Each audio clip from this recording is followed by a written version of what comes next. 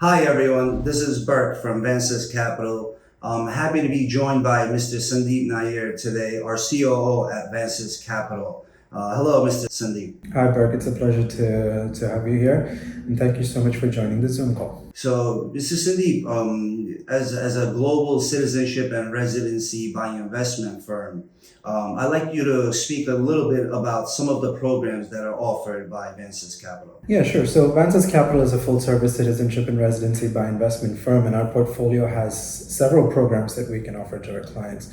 If you look at the citizenship side of things, we offer the 5 citizenship programs in the Caribbean, which are Antigua and Barbuda, Dominica, Grenada, St. Kitts, and St. Lucia. Outside of these jurisdictions, we also offer citizenship in Vanuatu, Turkey, and Malta. And for the residency by investment programs, we offer the Malta Permanent Residency Program, the Malta Global Residence Program, and the Golden Visa programs of Greece and Portugal. We also offer additional programs in the Southeast of Asia, like the Malaysia My Second Home Visa and the PVIP visa as well, for people that are interested in relocating to that side of the world. Thank you for that, Sandeep. And I'm glad you brought up the Greece Golden Visa and the Malta Permanent Residency Program. As you know, these programs have been very popular especially in Turkey for the last few years. I'd like a little bit more details about these programs. Yes, sure. So they are fundamentally quite different in the way they have been designed. So if you're looking at the Greece Golden Visa program, this is essentially a long-term visa to Greece that is contingent based on a real estate investment that a client will make in Greece. Previously, it used to be that a client could invest 250,000 euros outside of the general touristic areas of Greece to obtain the Golden Visa. But recently, the laws have changed, and now it's required to make a 500,000 euro investment in the non-touristic areas of Greece and 800,000 euros in the touristic areas of Greece and Athens in order to qualify to get the Golden Visa. The program by itself is quite simple. You essentially make the investment into the real estate, you obtain the title deed, and then you and your family can apply for the Golden Visa. The number of family members that you can bring along with you for the Golden Visa is reasonably limited. We're talking about a spouse, children under the age of 21, and parents-in-law. When children that are below the age of 21 reach adulthood, they would then lose that Golden Visa. And it is also important to remember that at any point in time, if the main applicant sells the property, then the Golden Visa will not be renewed after that. So it's essentially a pathway to get the Golden Visa through a minimal investment. Also, it is possible to obtain some returns on investment from these kinds of real estate investments. Although recently the Greek government has said that they will not allow such properties to be rented out on Airbnbs and short-term rentals, which may reduce some of that income that clients can generate. The Malta Permanent Residence Program is entirely different. It is a contribution-based program, which means that you're not going to make any significant investments into Malta and therefore not get any returns from it. The money that you pay will be in the form of fees to Residency Malta Agency and Identita Malta, which are 2 agencies in Malta that are responsible for processing the MPRP, or the Permanent Residence Visa Program. This program is quite a bit more lenient when it comes to the number of applicants that can apply.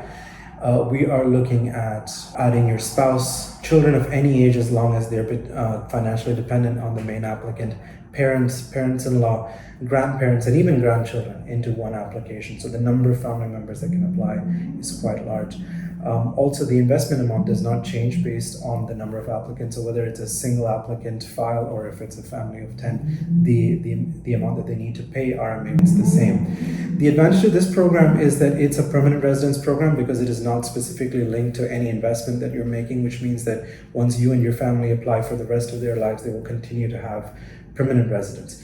When children reach adulthood or if they get married, they will not lose this status. They will continue to retain the status, and also spouses of their children that get married can apply for this program as dependents. So it's a more flexible, easier program. However, the key difference is that it is not an investment, and the client has to be ready to let go of a certain amount of capital in order to get the permanent residence. Thank you very much, Sandeep, for that detailed description. I currently have an Iranian family. As you know, many Iranians have immigrated to Turkey in the past few years. However, they're also looking to expand further into Europe. This Iranian family is a family of four with a budget of around 500,000 euros to invest. However, one of their children is above the age of 18.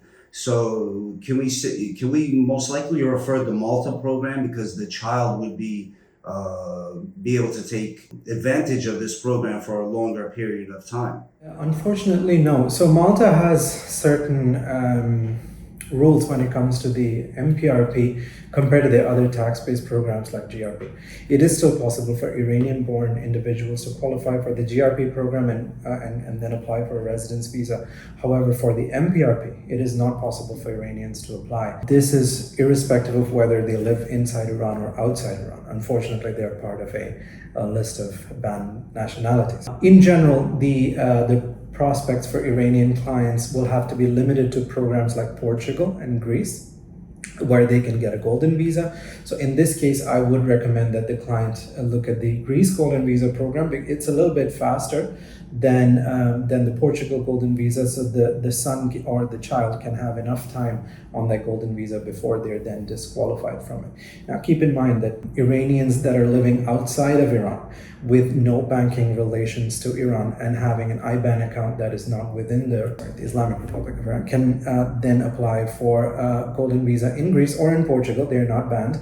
They can still do this. In terms of kind of maximizing the amount of time that the family as a whole has for these programs, yeah, it would definitely be ideal for them to go really quickly. If the child is already 18, we're looking at an 8-month processing timeline, which means that by the time they get the golden visa, it is possible that the child will turn about 19. However, keep in mind that when they are issued the first golden visa, it is for a 5-year period. So in this case, the child will have the golden visa until the age of 24, after which it may be then cancelled. However, it's possible that when the child turns 24, that he could apply as a main applicant and then continue to renew that golden visa separately for himself outside of the rest of the family. And is it possible for the 18-year-old child to have the title deed under his name and have his parents take advantage of the Greece program? It is certainly possible. However, the key there would be to make sure that the child has a bank account that is capable of transferring this large amount of money. Generally, when kids are quite small, they generally do not have those kinds of bank accounts where they can easily transact that much money. However, if the child does get the Greece golden visa, what will then be problematic is the other child, because then a sibling, unfortunately, does not qualify for the golden visa within the same application. In this case, for sure, I would definitely recommend the father or the mother be the main applicant and add their children. And then when that child turns 24, they can look at either getting a new investment in Greece, or perhaps there might be other solutions that might come up. Maybe Iran may get delisted at that point in time and they might be able to apply for some other program. But for now, this would be the best advice that I can give. So once again, thank you, Sandeep, for that detailed description of some of these programs. To all our followers worldwide who wish to take advantage of our citizenship and residency by investment programs, I'm sure this was very insightful and very helpful for them. Thank you so much, Burke. Yeah, it's been my pleasure, and I really look forward to assisting all of our clients who have similar or other requirements for citizenship or residency in the future. And it's a pleasure to see you as always.